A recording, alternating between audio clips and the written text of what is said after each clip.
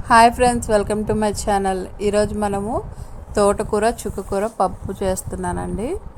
దీనికోసం ముందుగా నేను కుక్కర్ తీసుకొని 1.5 గ్లాసు టీ గ్లాస్తో కందిపప్పు, ఇంకా 3 టమాటాలు, 4 పచ్చిమిర్చి వేసానండి. వేసుకొని ఇవి నీట్గా కడిగేసాను. ఇవి కడిగిన తర్వాత దీంట్లో టమాటాలు చిన్న చిన్న ముక్కలుగా కట్ చేశానండి. కట్ చేసిన తర్వాత మనం ముందుగా కట్ చేసి పెట్టుకున్న ఆకుకూరను వేస్తున్నాను. ఈ కాంబినేషన్లో పప్పు అయితే చాలా బాగుంటుందండి. తోటకూర, చుక్కకూర, ఇంకా మెంతి కూర కూడా కలిపి వేసుకున్న టేస్ట్ అయితే చాలా బాగుంటుంది.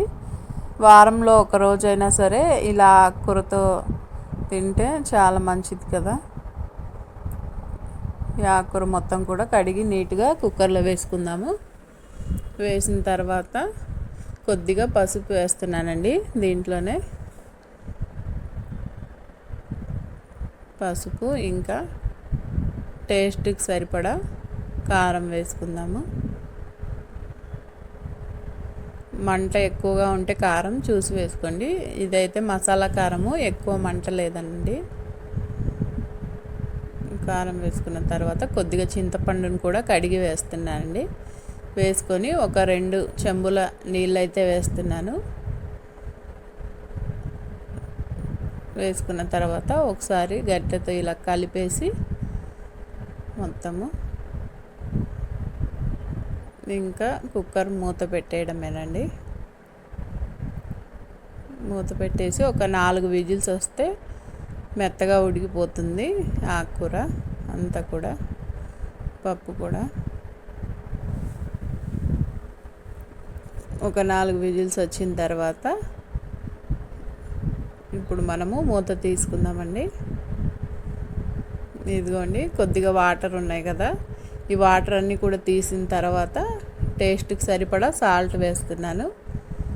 వేసుకొని ఇవి టమాటా, పచ్చిమిర్చి అవి బాగా మెత్తగా నలిగే వరకు రుబ్బుకోవాలండి. ఆకుకూర కచ్చాపచ్చాగా ఉంటేనే బాగుంటుంది. టమాటాలు, పచ్చిమిర్చి నలిగితే సరిపోతుందండి. ఇలా మెత్తగా రుబ్బిన తర్వాత మనం తీసి పెట్టుకున్నాం కదా వాటర్, ముందుగా ఆ వాటర్ని కూడా దీంట్లోనే వేసుకుందాము.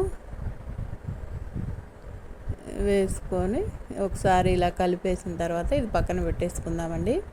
ఇప్పుడు స్టవ్ ఆన్ చేసి ఒక డేక్షా పెట్టి ఆయిల్ వేస్తున్నానండి. దీంట్లో ఆకుకూర పప్పు అంటే చాలామందికి ఇష్టం ఉండదండి, కానీ ఇలా ఉట్టి ఆకుకూర అయితే రుబ్బి తాలింపు వేస్తారు కదా, అదైతే తినలేరు. కానీ పిల్లలు అది ఇలా కొంచెం పప్పు వేసుకొని చేస్తే టేస్ట్ అయితే చాలా బాగుంటుందండి. వారంలో ఒకసారన్నా మనం ఆకుకూర తింటే చాలా మంచిది. కొద్దిగా ఆయిల్ వేడిన తర్వాత ఉల్లిపాయ వేసుకుందామండి.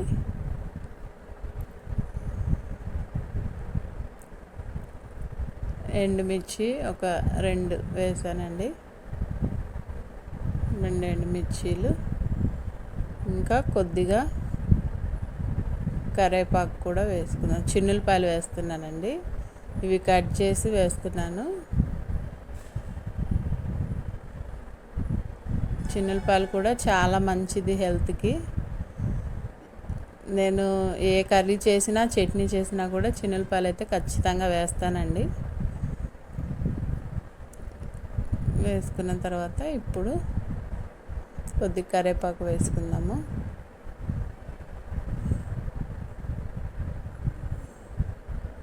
కొంచెం జీలకర్ర కూడా వేసుకొని, జీలకర్ర ఒకటే వేస్తానండి, ఎక్కువ తాలింపు గింజలు వేయను. అన్నీ వేసుకొని ఇలా కొద్దిగా ఫ్రై అయితే సరిపోతుందండి, మరి ఎక్కువగా ఫ్రై అవ్వాల్సిన అవసరం లేదు. కొద్దిగా గోల్డెన్ కలర్ వచ్చేంత వరకు ఫ్రై చేసుకుంటే సరిపోతుంది ఉల్లిపాయ. అలాగే చిన్నులపాయ కూడా కొంచెం బాగా వేగుతుంది కదా.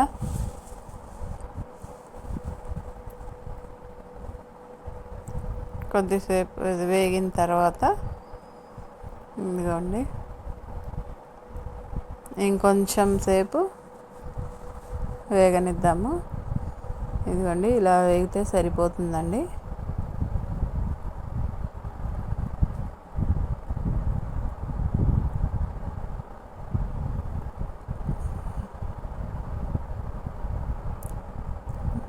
తర్వాత దీంట్లో మనం ముందుగా రుబ్బి పెట్టుకున్నాం కదండి పప్పు, ఆ పప్పుని వేసుకోవడమేనండి. ఇదిగోండి, ఎంతో టేస్టీ అయిన పప్పు అయితే, ఆకుకూర పప్పు అయితే రెడీ అయిపోయిందండి. మీలో ఎంతమంది ఆకుకూర పప్పు ఇష్టంగా తింటారో కామెంట్ చేయండి. మా వీడియో మీకు నచ్చినట్లయితే ప్లీజ్ మా ఛానల్ ఒక లైక్ చేసి సబ్స్క్రైబ్ చేసుకోండి. Thank you.